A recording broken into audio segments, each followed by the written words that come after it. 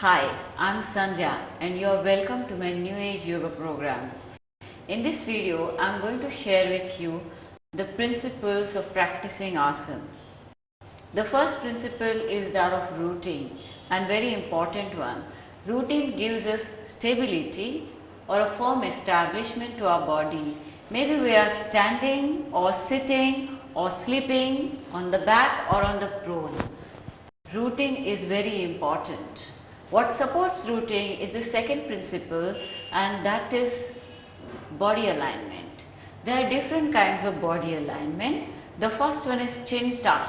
In chin tuck, just draw your chin little in. That's it. It lengthens the neck and prevents undue pressure on this region.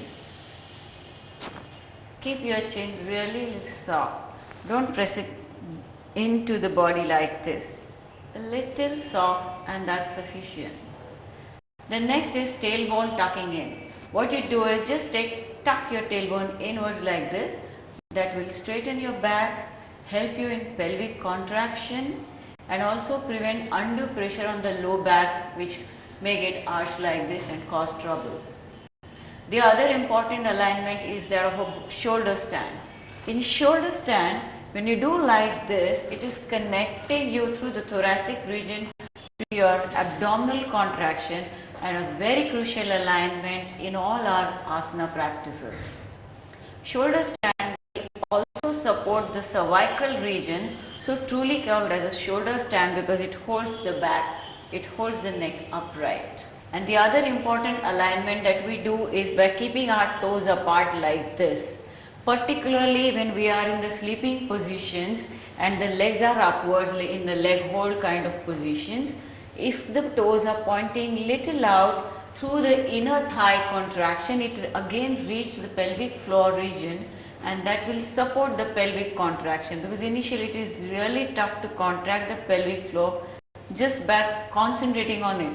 Unless you are in practice of it, yes, you are going to do it, but to support it, the toe keeping apart will help you. Adopt these body alignments in your asana practice wherever necessary. In fact, they are so useful that even in your day-to-day activity, you will start using it even without understanding, unknowingly you will just do it. And now let us come a little bit to the body anatomy, because you will need to know it and be aware of it when we are doing the asana. We have a rib cage that ends here, and then there is a pelvic bone beginning below. In the center, there is no bone support here. It's only abdominal cavity and the organs here. The only support that comes strongly is from the back, the bone structure. Rest of the support comes to the abdominal muscles, and they are not just one. They are 1, 2, 3, 4, one below the other in layer, and they are very important for exercises, because that is what is going to give us stability by contracting all these muscles. And when these muscles are exercised well, it will take the load off the back, and that will prevent the low back ache, which normally is noticed when people join the class. They have a pain here. So use the abdominal muscles well. So how are we going to do that? The first muscle is the RA muscle, or the famous 6-pack or 8-pack muscle. Well, it is more like an aesthetic muscle. What we are going to use is still a deeper muscle than this, and that is the TVA muscle, which is the last muscle in the layer. The TVA muscle is connected to our rib cage, and it is holding our body like a corset. It's a nature's design to support here, because we don't have a bone in the front. Okay, so what we are going to do, how are we going to reach to the TVA muscle, is through the pelvic floor muscle, which is there in every human body. It's like a plate horizontal muscle. In fact, if we did not have the pelvic floor muscle, all the abdominal organs will drop down. So when we are lifting the pelvic floor muscle up like this, what we are going to do is straightening the back, the tailbone is also tucked in, and this alignment will engage the TVA, or the lowest transversus abdominis muscle. Doesn't matter if you don't know the name, just remember the corset muscle. it is going to contract the corset muscle, and when this is contracted, that really gives a firm stability to the spine and the body. In fact, it is proved that even if I am moving my arm, the TVA muscle is contracted first. So the importance of this muscle, now you know. Now let us come again to the rooting of our body in standing position. So keep your feet together. Stay connected to the vertical axis of the body running through the center of your feet, knees, thighs, navel, throat, nostrils, maybe left and right brain also. Just check the vertical axis of the body, then wing your arms out, get them in the horizontal plane. This is the real structure of your body, the vertical line and the horizontal line. You will always be aware of this body frame whenever you are doing exercises.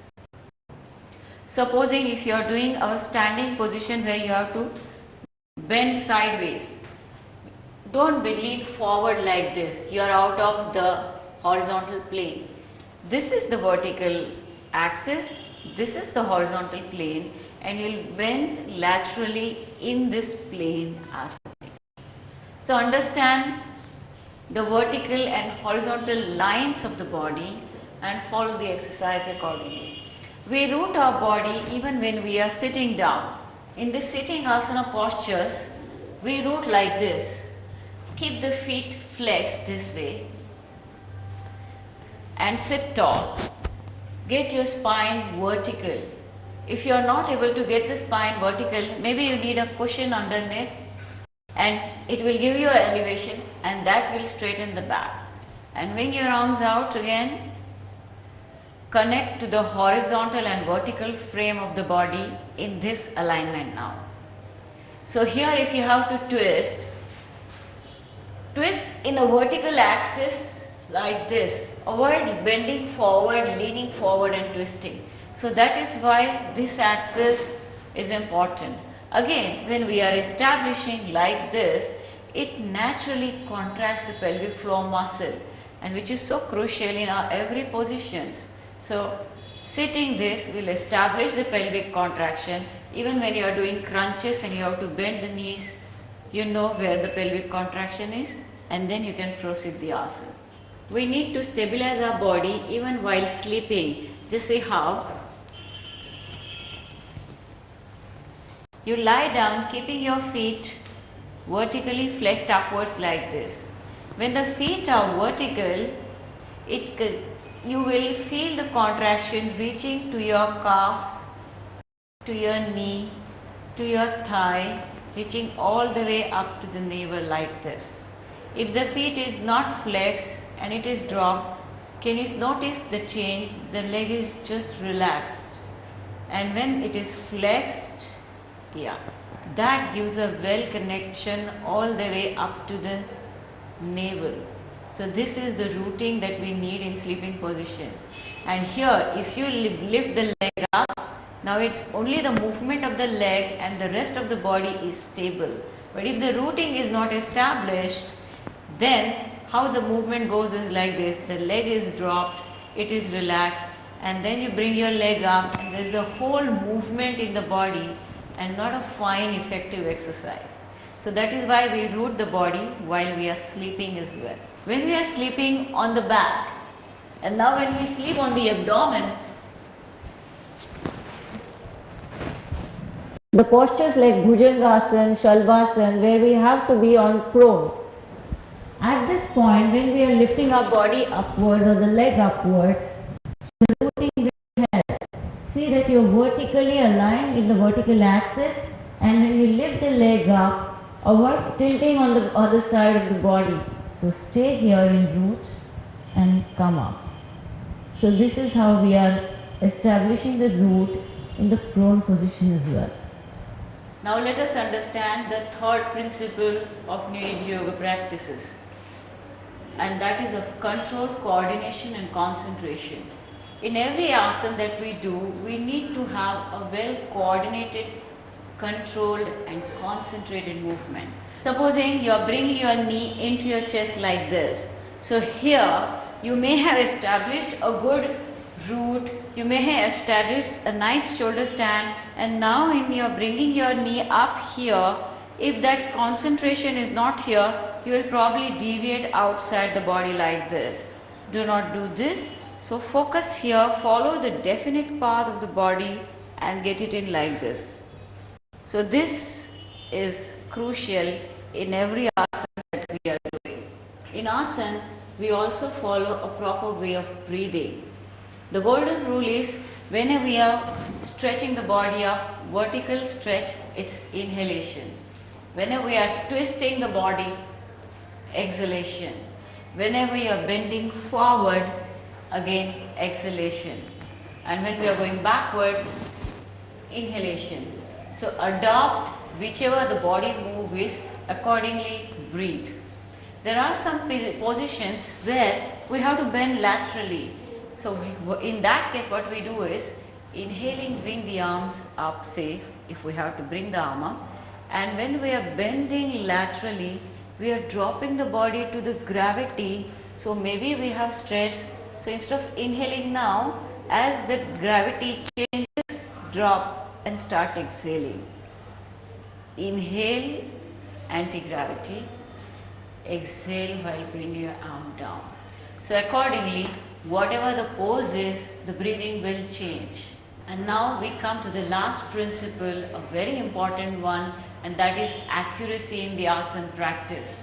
In every asana practice that you see on the video, or maybe around wherever you find anyone doing the asana, maybe they are doing it in a most precise and perfect manner, and you also want to do exactly like they are doing. But honor your body's flexibility.